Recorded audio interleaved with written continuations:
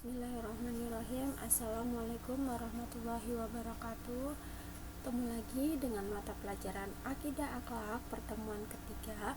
Kali ini Ibu akan membahas tentang mengkomunikasikan contoh bukti-bukti keistimewaan Al-Quran, disusun oleh Bu Husnul Khotimah, kelas 8 MTS Al-Mursyidiyah. Kompetensi dasar 4.1, mengomunikasikan contoh bukti-bukti keistimewaan Al-Quran. Indikator pencapaian kompetensi 4.1.1, menyajikan data tentang bukti-bukti keistimewaan Al-Quran. 4.1.2, menyajikan fakta serta sumber tentang bukti-bukti keistimewaan Al-Quran. Ini adalah gambar ilustrasi tentang Al-Quran. Menurut Imam Al-Ghazali, carilah hatimu di 3 tempat. Temui hatimu sewaktu bangun membaca Al-Quran. Tetapi jika tidak kau temui, carilah hatimu ketika mengerjakan sholat. Jika tidak kau temui juga, carilah hatimu ketika duduk tafakur, mengingat mati. Jika kau tidak temui juga, maka berdoalah kepada Allah Subhanahu wa Ta'ala dan mintalah hati yang baru, karena hakikatnya pada ketika itu kau tidak mempunyai hati. Ini adalah gambaran ilustrasinya ya sayang.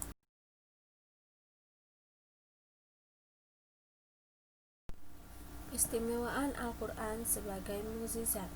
Seringkali Al-Quran turun secara spontan guna menjawab pertanyaan atau mengomentari peristiwa. Ayat di samping menjelaskan bahwa kedudukan Al-Quran terhadap kitab-kitab lain adalah sebagai berikut. Ayat di samping adalah Quran Surat Al-Maidah ayat 48. 1. Membenarkan isi kitab-kitab sebelumnya, yakni kitab Taurat, Zabur, dan Injil. Yang kedua, menjadi batu ujian. Maksudnya, apabila yang tersebut di dalam kitab-kitab tersebut sesuai dengan Al-Quran, itu benar. Sebaliknya, apabila yang tersebut ini tidak sesuai dengan Al-Quran, itu salah. Kelebihan kitab suci Al-Quran daripada kitab suci yang lain adalah sebagai berikut. 1. Segi keaslian Al-Quran. Selama 14 abad lebih, kitab suci Al-Quran tidak pernah mengalami perubahan sedikit pun, baik tulisan maupun isi kandungannya. Keaslian Al-Quran telah ditegaskan oleh Allah Subhanahu wa Ta'ala dalam Al-Quran Surat Al-Hijr ayat 9.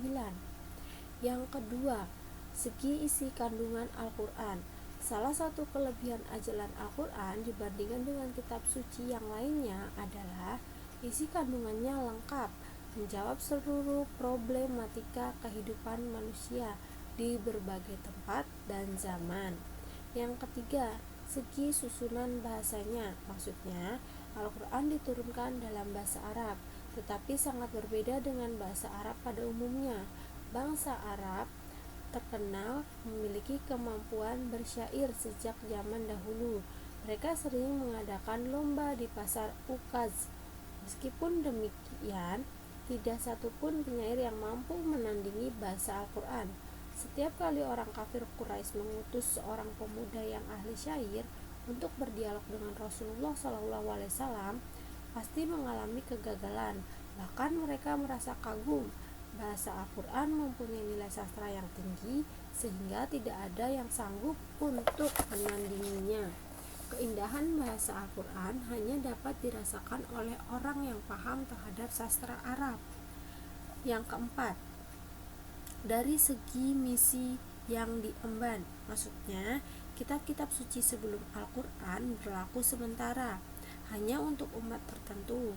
Al-Quran berlaku untuk selama-lamanya dan untuk semua manusia. Oleh sebab itu, kitab suci sebelum Al-Quran dikatakan temporer dan lokal, sedangkan Al-Quran dikatakan abadi dan universal. Hikmah diturunkannya Al-Quran. 1. Sebelum Al-Quran diturunkan, masyarakat Arab hidup dalam kegelapan. Mereka juga disebut masyarakat jahiliyah karena tidak dapat memilih petunjuk dengan benar. 2. Setelah Nabi Muhammad SAW diutus oleh Allah Subhanahu wa Ta'ala untuk menyampaikan Al-Quran sebagai petunjuk hidup yang benar, sebagai mereka ada yang beriman dan sebagian ada yang menolak. Yang ketiga, hikmah diturunkannya Al-Quran adalah untuk menuntun manusia ke jalan yang benar agar selamat hidup di dunia dan hidup di akhirat. Nah, selanjutnya tugas yang akan kalian kerjakan di rumah yaitu temukan data dan fakta tentang bukti kebenaran Al-Quran, kitab suci Al-Quran dari berbagai sumber belajar. Maksudnya boleh dari apa aja, boleh dari internet, boleh dari buku, ataupun yang lainnya. Kemudian tulis sebagaimana contoh nomor 1, dan kalian tulis di buku akidah akhlak, jangan sampai salah. Nah, di sini ada teori. Teori itu maksudnya data, dan yang kedua yaitu bukti atau fakta. Yang nomor 1 adalah contoh. Misal, nomor 1, Al-Quran dijaga keasliannya oleh Allah. Ini teorinya. Buktinya apa? Meski digunakan di berbagai negara di dunia, Al-Quran tetap berbahasa Arab dan tidak ada perubahan sedikit pun meskipun hanya satu huruf.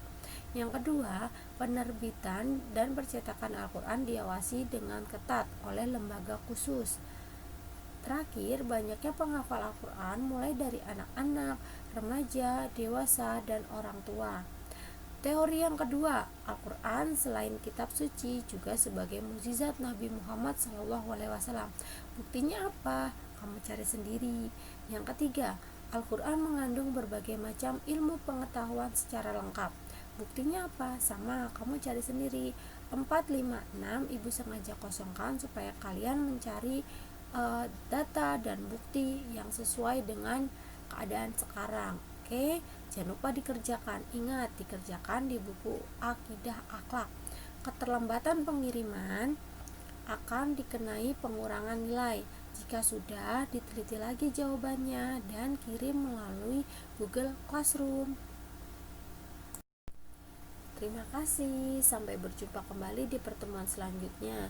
Ingat ya, materi ini dipelajari baik-baik karena minggu depan kita ulangan bab 1 ya. Tidak boleh nyontek, oke? Tetap semangat meskipun belajar dari rumah, tidak boleh bosan. Semangat untuk ilmu dan raih prestasi supaya kalian menjadi yang terbaik. Wassalamualaikum warahmatullahi wabarakatuh.